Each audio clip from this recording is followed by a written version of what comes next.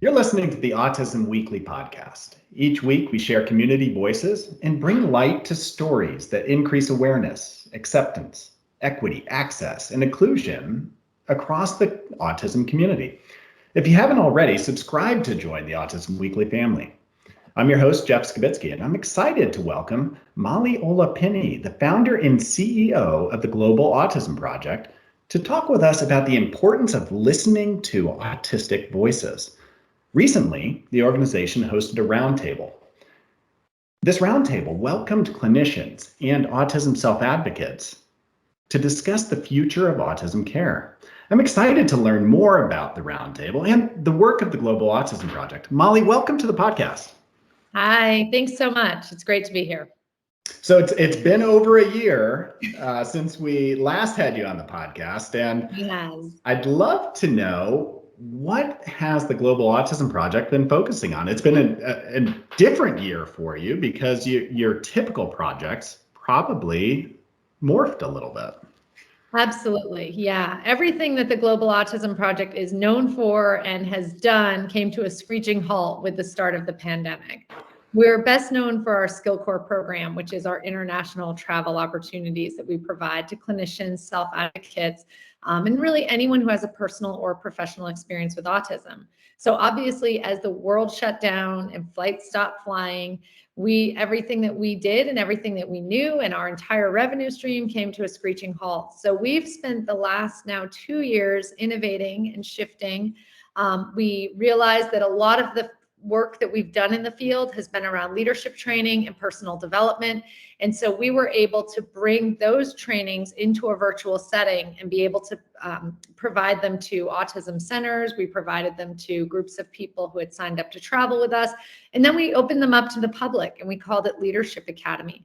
We also were very fortunate at the start of the pandemic, we had planned to launch our podcast. And so our podcast and our community has grown really just exponentially over the last 2 years. We've had some incredible voices on that podcast. We have had parents, we've had people from around the world, we've had autistic self-advocates, and importantly, we've had autistic self-advocates who don't necessarily agree with each other. Sometimes when we listen to the voices of autistic self-advocates, we listen to one way or the other. What we do with the podcast is we bring in that nuance and those differences in people's opinions. And so that's what we've been up to. As you said, most recently, we hosted roundtable discussions. Global Autism Project is 19 years old this year. It will be 20 years old next year. And so, as you probably know, it is not uncommon for a business to sort of take a reflective look and say, where have we been and where are we going? Yeah, that's amazing that it's been around that long. And it's ironic to me that, and maybe this is just the perspective I have now, but you went and you took autism services on a global scale. You brought it into other countries. And that whole time, we probably could have benefited from what you're doing now and actually really taking what we learned from other experiences, more diverse experiences, and brought it home to better take care of everybody here. And I just found that full circle is so ironic. Yeah, definitely. And one of the things that we've always talked about is doing with and not for. So we have always, as an organization, done with and not for our local partners around the world. We have seen in a lot of ways our local partners as sort of what one would think of as the beneficiaries, right, of the work that we're doing.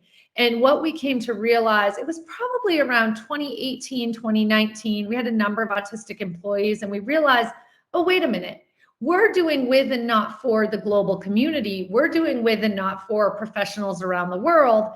And there is an opportunity here to do with and not for the autistic community. And so, we were up until these years, I'd say about 2017, really, up until then, really just kind of saying, hey, this is what we know. This is what we know works. We have evidence, we have data, and we weren't hearing a whole lot. And I would say probably because we weren't listening, even as a field, a whole lot to the global autistic community. that has shifted drastically for us, and we're starting to see it shift for the rest of the community. I'm being invited more and more to, I was a former speaker at the United Nations World Autism Awareness Day, and they're reaching out to me now saying, can you connect me with autistic voices? In the past, when we've offered to do that, they've said, well, we're looking to hear a parent's perspective, or, well, and now they want that perspective and they want that voice. And I think if there's anything that the next 20 years of the Global Autism Project will hopefully do with the world is speak to the importance of doing with and not for all of us. That's extremely powerful. I mean, the idea of empowerment in general is a self-determined issue. And if you're not listening to those that you're helping to empower, feel like they are valued in every aspect of their community, it's kind of pejorative at times. You have to bring people into that process. So how did you organize the roundtable? Obviously, there was a need. Obviously, there's a lot of voices. So how did you solicit these volunteers to share their stories and experiences to really get the juices going? Yeah, so as I mentioned, we have our community that we've built. We're coming up on nearly episode 100 of the Global Autism Project, Autism Knows No Borders podcast. And so that is 100 plus guests who really just run the gamut from, again, autistic self-advocates to parents to professionals to entrepreneurs to people providing tech solutions. They've all been on this podcast. And so we started there. We reached out that way.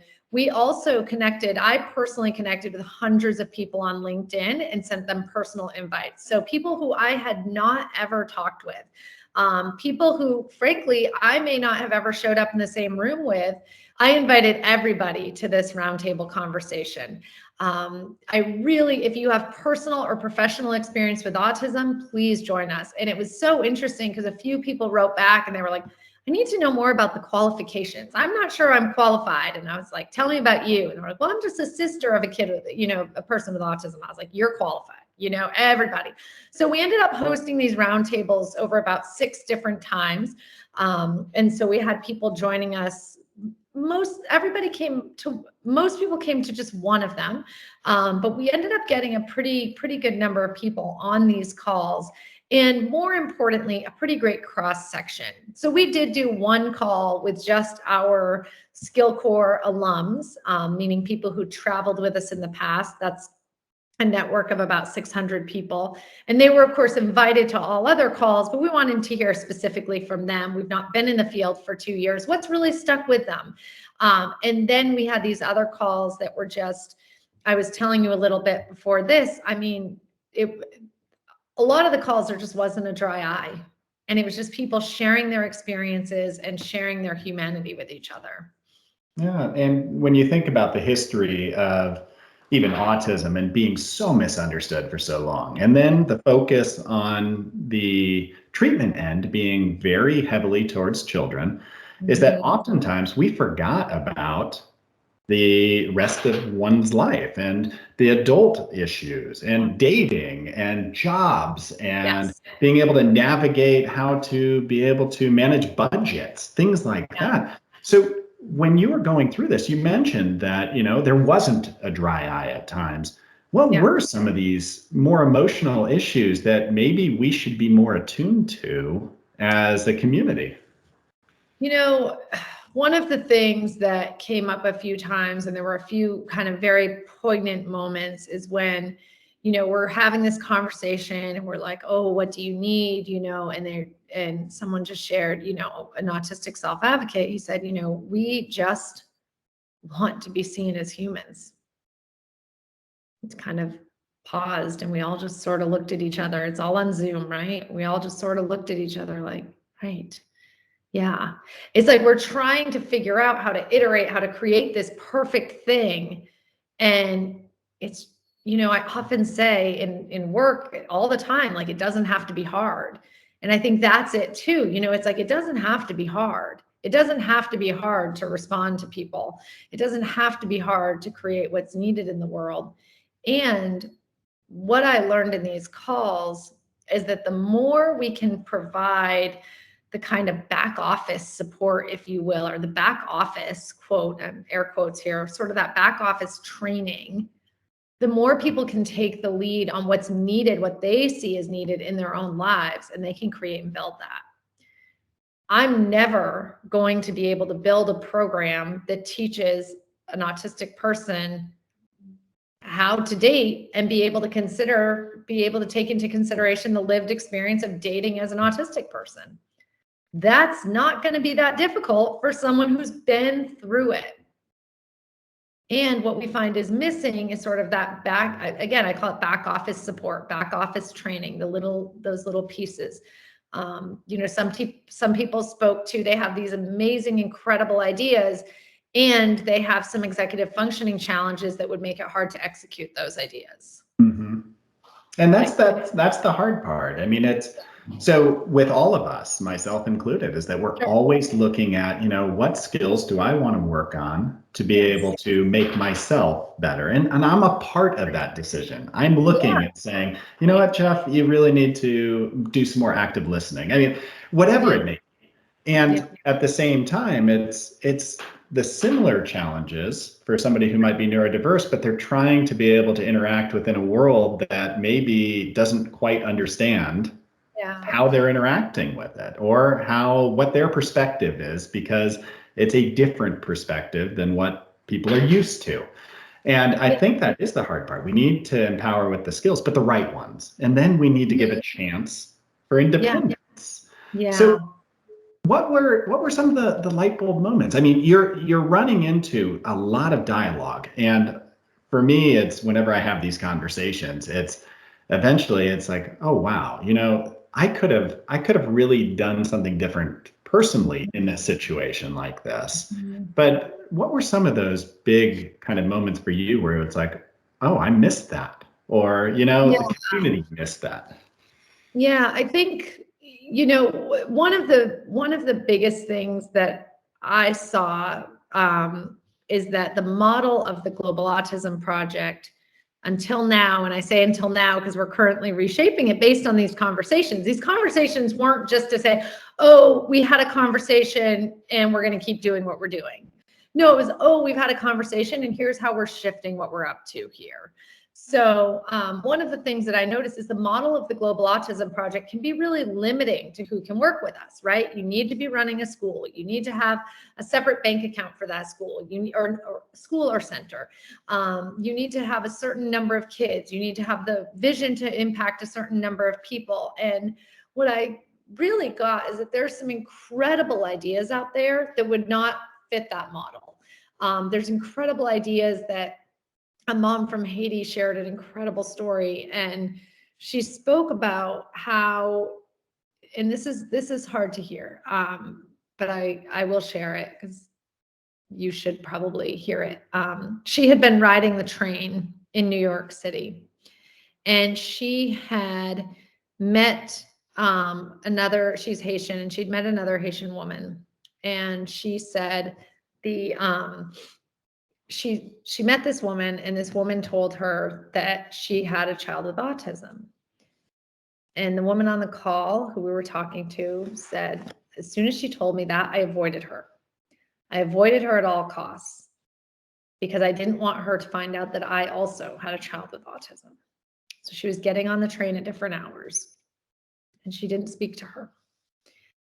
And one day she was getting on the train and she saw this woman's picture on the front of the newspaper. And she saw this woman's picture, and she saw this woman's daughter on the front of the newspaper. And this woman had taken her life.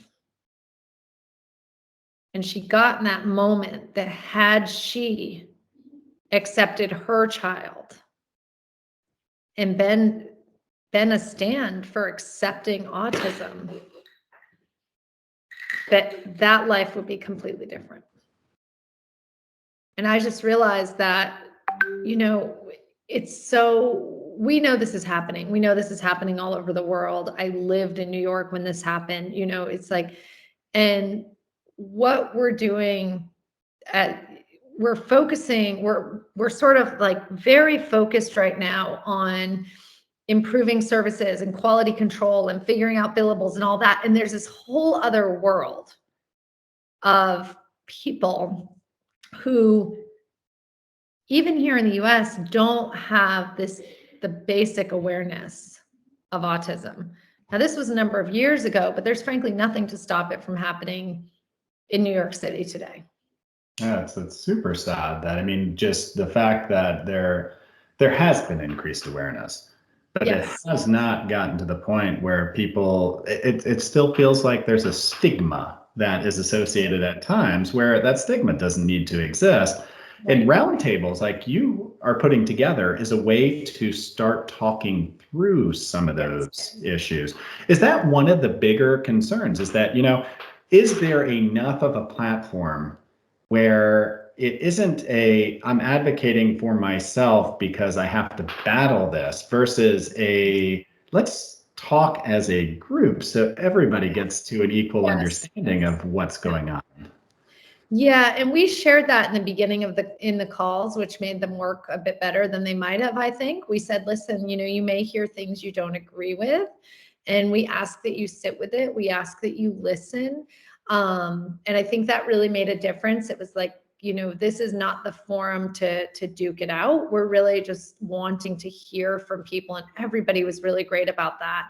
But I think we're in this world where we're kind of arguing like what's best practices and what's not best practices and ABA or not ABA. And I'm like, there's a whole other world of folks who ABA or not ABA or whatever, at the very least, can we let this mom know she's not alone? And that was over and over again. We heard that over and over again. People felt alone. They felt isolated. And certainly the pandemic doesn't help. No. That was the biggest thing that people wanted. So I think back, I mean, even pre-pandemic, is that I look at a lot of the work, and maybe this was a tangential work that you did during that time, but it was about really understanding racial cultural bias. I don't see this very far different. And I think that the work that we've done over the last 3 years as a society has made these conversations incrementally easier. It's still not easy, and it still isn't comfortable for a lot of people, but getting there to be active listeners is that ability to active listen. Right now, is that, like you said, it's been so treatment focused, and treatment's important. It's an important part to develop skills, and that's whether you're neurodiverse or you're neurotypical or whoever you are, is that knowing I need to work on things is part of being human. But if that is the only focus and we miss the humanity to it, that's the hard part. So what other skill sets? I mean, what is it that we're obviously building community, building dialogue, but are there other things that are going on that were really highlighted as, these are things that just we did not think about, and that could be being able to be more independent in one's finances. Nobody even thought about it. We all took care of things for people instead of empowering. That absolutely is the case. It's interesting you say finances, because that did come up a few times. I was actually sort of surprised. I felt like, I don't know. I don't know what I felt like. I've had autistic employees here, and they get paid and they cash their check. And now that I think about it, there's not a whole lot of autonomy with them. It's like, now that I think about it, anytime anything went awry with a payment or something was unexpected or whatever, there was somebody else that I talked to, not that person. It might be a grandma, it might be a mom, it might be a sibling, it might be a job coach, somebody providing support to them in that way. So that came up. People really, it was so interesting. It's interesting that you bring up the racial justice work, because we've done all kinds of surveys with that group of people as well. And what we find people want is connection. And what we found people want, if you could take one word and say, what'd you learn on this roundtable? What's missing in the field? I can give you all the pragmatic things for sure. And connection. Underneath it all was connection. They have an idea. They want to get it out in the world. They want to connect with others. This mom from Haiti wants to connect with and support parents. Yeah. And what a difference that would make. I mean, an immense difference, especially for those families that feel so isolated and feel like they don't have the ability to go out there, or feel like they don't have the acceptance to be able to talk through what is important to them. But it does hit me. It hits me in a way where even talking about the finances that you were talking about, it's the unconscious bias of knowing that, oh, well, maybe I do need to talk to somebody else here, instead of saying, I'm going to talk through this. It might take me 15 minutes longer to understand the perspective or how somebody else saw this issue and why that decision was made. But I should give that time instead of defaulting to the next person or. Right. And we did with so many things, so I think that's where what I love about these conversations, what I love about life in general is it's just, we're kind of always illuminating these blind spots that we have, because there were so many things where a parent would want to get involved, or a sibling or a job coach would want to get involved. And we'd say, this is their decision. They're an autonomous adult. And then there were some things that was like, oh yeah, okay, we should have someone else involved here, And so it's really, really interesting just to look at that for ourselves. And I think one of the things that also came up over and over again is people want to, like, it's just no different. It's no different, right? People want to be fully self-expressed. People want to be able to be who they are. And I think the magic happens when you have the mom who was ashamed and afraid to share her own child with the autistic adult, sharing the experience of what it was like to hear their parents talk about them like they weren't in the room. And I think that's one of the biggest things too, is it just feels to me like there is this massive opportunity right now for clinicians to learn, I get it. There's a big ABA, not ABA conversation. I really get it. I've heard both sides of it. And outside of that conversation, there's also the humanity and respecting the dignity of someone. And something as simple as, I'm thankful I learned this my first day on the job back years ago. But that you just never talk about someone like they're not in the room. Yeah. And I see it happen all the time, and well-meaning, lovely, loving clinicians like, oh, the kid's 3 and he did this and he did that. It's like, no, he's right there, And those were those little things that we've been able to teach on skill core trips as well. We had an incredible autistic self-advocate who worked for the Global Autism Project. He has sadly since passed away. And he shared, he really taught our skill core members about ableism from his perspective. So much more powerful about learning about it from me. Yeah, and I would almost imagine that a lot of the debates, would actually start to subside, because they'd be more individual choice on treatment, individual guidance on what it is I want to work on. If that piece was there, if that humanity was there, if I'm talking to somebody about behavioral intervention and I'm including them in decision making and I'm making it practical and valuable to their life. Well, now it's not a question of, are you forcing me down a specific treatment, or are you trying to change me? It's no, we are working together on whatever skill you wanted to build to empower whatever it is that you're hoping to be able to contribute later on without having any barriers. And I'm not changing you as a person ever. I'm giving you more tools. And I think that's part of the challenge with that. And if you're not listening, and if you're not trying to figure out, if you're not modifying the way that you're looking at treatment and stuff like that, is that, you're going to end up butting heads. Of course. Yeah. And what I've noticed in this debate too, again, not dissimilar from other work I've done, is that it is this need to be right. And that's what gets us into trouble as clinicians, that we need to be right, that we need to know what's best, that we're trained in this. And so surely we know. And that's simply not the case. There's no way, there's no amount of training, there's no amount of reading the big white book, there's no amount of anything that's going to teach you what you learn when you truly, truly listen to and are open to what you're hearing. So I'll have people say, oh yeah, I went to this talk and they talked about it and we listened. And I mean, they didn't really know what they were talking about. It's like, you didn't listen. You didn't listen. And what was really missing for those people?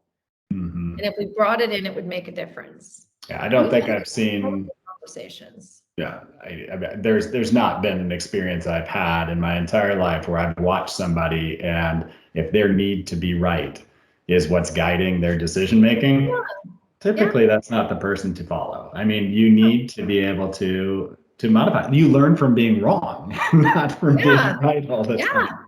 Absolutely. There's a degree of humility. I think if we could just turn up the humility and turn down the fear of getting it wrong, I think there's a lot to learn. No, absolutely. So how do you advise parents to, and how do you advise community members to listen more effectively and promote some more of this self-advocacy amongst the neurodiverse population? From what you've learned at the roundtable, what would your guidance be at this point? Well, there's this framework that we use in the field, and we use it, and now it's a very used framework in the world, and I call it the essential framework. And that is, we look at what's essential, what's preferable, and what's preferable to me in an intervention, in a conversation, whatever it is, right? And so for me, if I'm engaging in a conversation with somebody, we don't see eye to eye on ABA, it may be preferable to me to convince them that this is how things should go. And what's essential is that we can communicate with each other. What's essential is that one conversation can lead to another conversation, and not towards getting them to preferable to me, but getting me to understand and hear the nuance. And so if I can let go of my need to determine how this conversation should go, there's so much more available to me to learn. And so that's one thing that we've really, really been talking with our community members about, our skill core members about, and some of the other work I've done. It's like essential, preferable, and preferable to me, and really honestly looking at, where are you focusing on preferable to me? Because I promise you, anytime that you are in preferable to me, you have entirely lost sight of what's essential. And we don't consider what's essential is connection, but yet we have these conversations, and what's missing is connection. Yeah. And I think that's just because we're having a butting heads conversation. Yeah. And again, what's essential, we can all agree that we want autistic children to live their lives as autistic adults. Now, exactly what that looks like may differ. Exactly what the lens through which we see that journey is different. That can be acknowledged. And one thing we can all agree on is every child born with autism should make it to adulthood. Yep, absolutely. And I mean, just listening to this dialogue and listening to everything that you have put out there, as far as the forums and the ability to be able to create connections, it's pretty obvious that some of the deficits that we're seeing in all walks of life are just that inability to communicate, which is not prioritizing the listening part to begin with. Yeah. It's if you stop and listen and hear, typically people aren't far off on what's so fascinating, isn't it? It's like, and what happens is we think we're so much farther apart until we can drop our need to be right, and we can start to focus on what's essential. When I focus on what's essential in a conversation, when my only goal of a conversation is to be welcome to an additional conversation, so much opens up for me. Absolutely. You learn so much. And I think that's sort of the most heartbreaking part of this to me. It's like, we're all over here on our opposite sides, and everyone's lost sight of what's essential, it seems. And yet we're all here available to each other.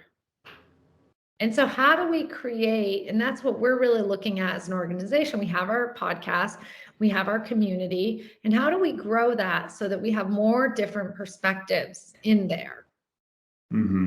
No, and I think one of the things that I've most valued recently is the opportunity to have these conversations. There's so much I don't know, and by having the dialogue and the conversation, it opens up my thoughts and it changes the way that I might approach different situations. And I suggest that more people get into this. So are there going to be more are there more opportunities? Are you going to be hosting more of these to be able to expose people to the dialogue?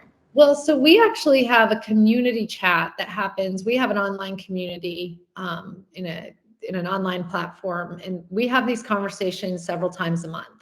And anybody is welcome to these conversations. People who listen to the podcast, some of them join the community.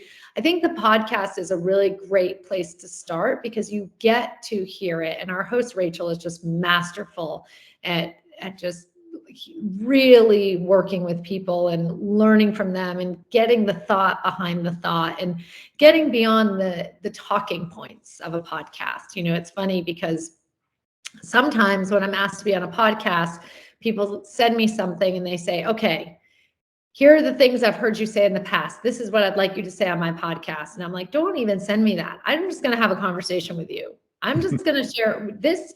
If we record this today, it's going to be different than tomorrow. It's going to be different from the next day.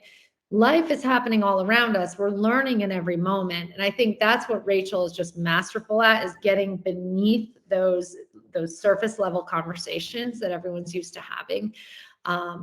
So definitely check out the podcast. Autism Knows No Borders is the name of it. And check out the Autism Knows No Borders online community. We have incredible self-advocates who actually moderate that conversation. And so it's a very cool experience. We have our partners from around the world in there. It's a great community. I'm excited to do just that. And I mean, one of the things that I've always valued is that, I was lucky enough to be able to do some work overseas and to be able to have that experience. I think it does broaden perspective, and that's just an experience I had. Yeah. But I know that the Global Autism Project is starting to get back into full gear again. So how can people get that experience too? Because I think that a lot of the things you're teaching now are things that in the Global Autism Project were inherently part of the curriculum. It was part of your skill core. So I want people to hear that opportunity too. Yeah. Well, Skill Core is back. We have teams in Kenya right now and Saudi Arabia, and they're having an incredible time. I just spoke with the Kenya team this morning. I spoke with our partners in Kenya. It's so heartening to see people back. And you're exactly right. Everything that we're talking about, everything that has worked on a Skill Core trip is because of these inherent, the frameworks that we've given people, the ways that our leaders guide the conversation. And that program is called Skill Core. It's on our website. Again, the only requirement to be a part of that is that you have personal or professional experience with autism.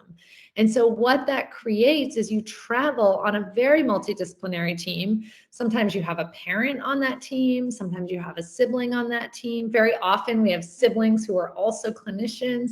Autistic self-advocates, we're having more applications now from autistic self-advocates by design, some of the research we've done. We've had a number of autistic self-advocates travel with us in the past, and it's been an incredible experience. Just what people have shared is just spending 2 weeks living with an autistic adult. They've learned so much, and they've seen for themselves the limitations of the teaching that they might be doing. And when you can see it for yourself, we always say people believe things when it comes out of their own mouth.